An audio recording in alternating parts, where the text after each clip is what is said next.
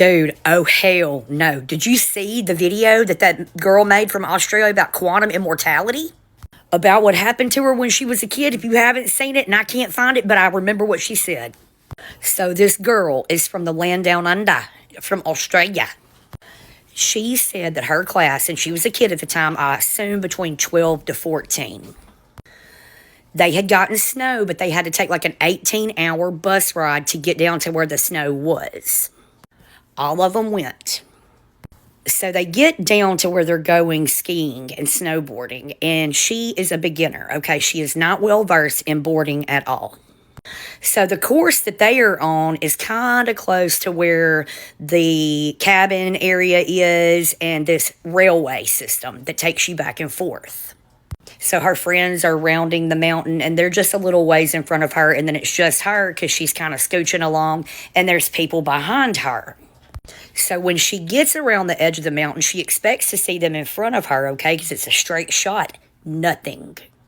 And she's like, that's weird. And so the people, she gets down a little ways, and she's like, what happened to the people that were behind me?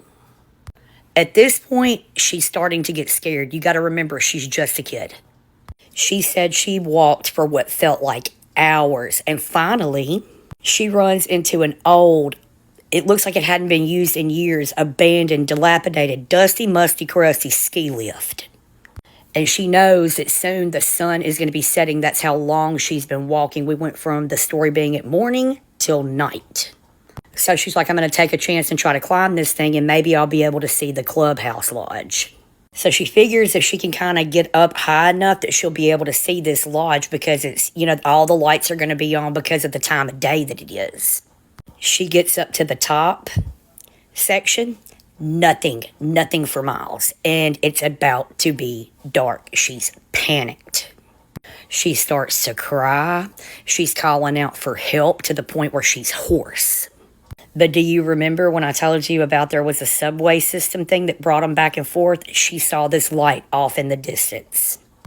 Doesn't know where it came from. It was supposed to be there. And she remembers it being there, but she also remembers being able to see the cabins, the clubhouse from the ski lift they were on earlier that day, and none of that was. So she follows the light, gets over there to it, and it's an active subway. She says she gets on it, gets to where there's other people. It takes her to a cabin, okay, where her friends still are. And she walks in, and they're all eating and stuff, and she's like, no one was looking for me. And they're like, hey, Chloe. Just like nothing had ever happened. The next couple of days, she refuses to leave the cabin. She is scared shitless. So their trip concludes, and they all board the buses, and they go back home.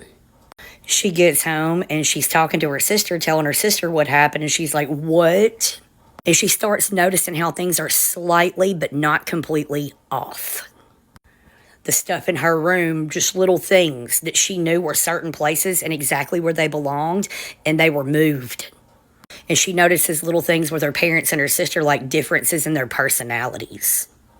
So she surmises what happened is that she ended up not finding anybody in that reality, and that she jumped over to another reality where there was the subway still, which means she would have had to jump twice.